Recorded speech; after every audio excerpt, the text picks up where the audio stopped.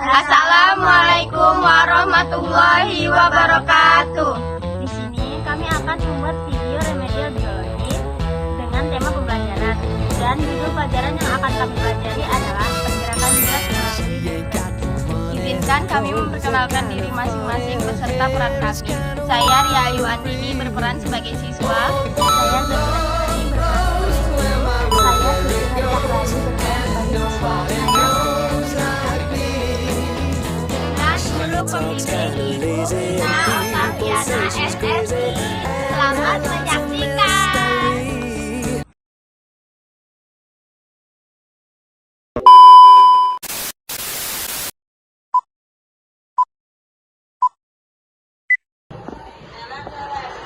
Selamat pagi, Selvi. Pagi, Ani. Hari ini ada PR nggak? Enggak kayaknya. Oke deh.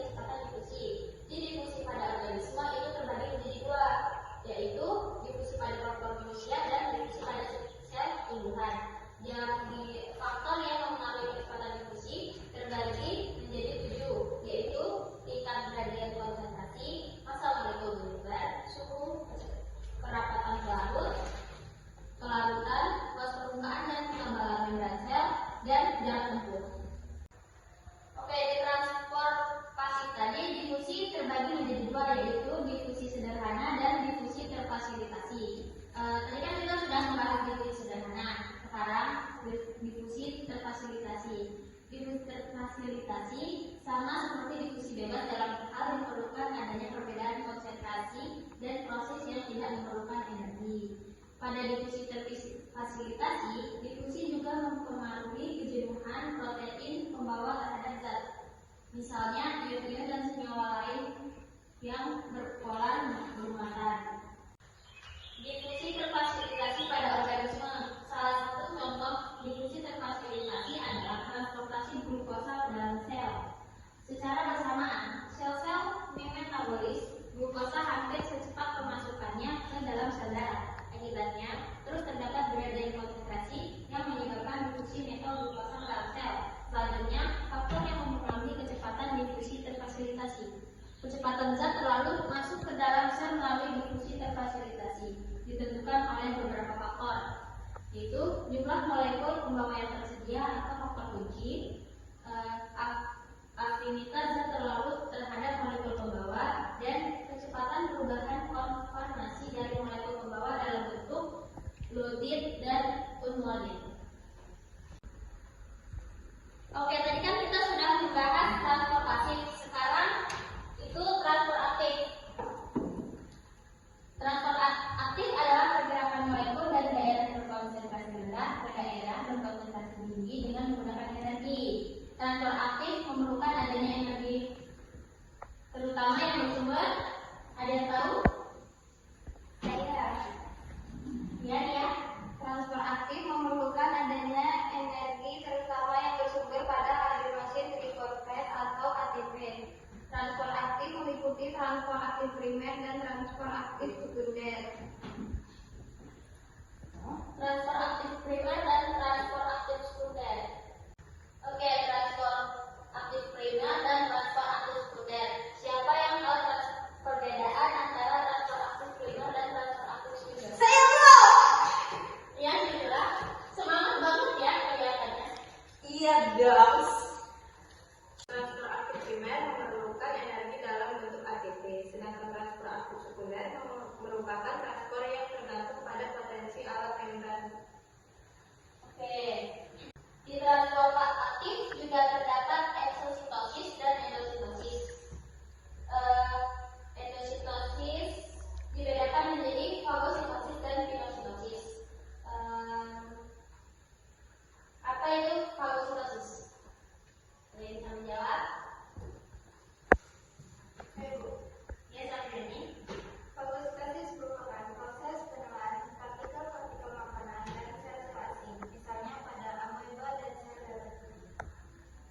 Oke, pinositosis. Tidak ada yang bisa menjawab, tidak ada yang saya jawab. Pinositosis adalah sebagai mekanisme seluler di mana sel memasukkan cairan ekstraseluler ke dalam sitoplasma bersama dengan partikel tersuspensi melalui vesikel pinositik atau pinosom.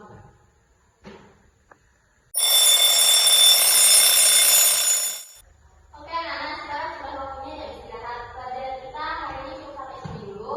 Kalian di rumah jangan lupa baca-baca bukunya, kita ulang. Oke bro.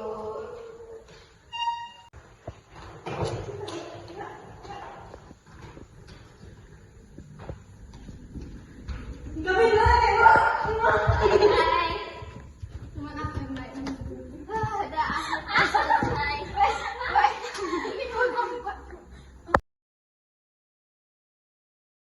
Terima kasih telah menyaksikan video pembelajaran dari kami.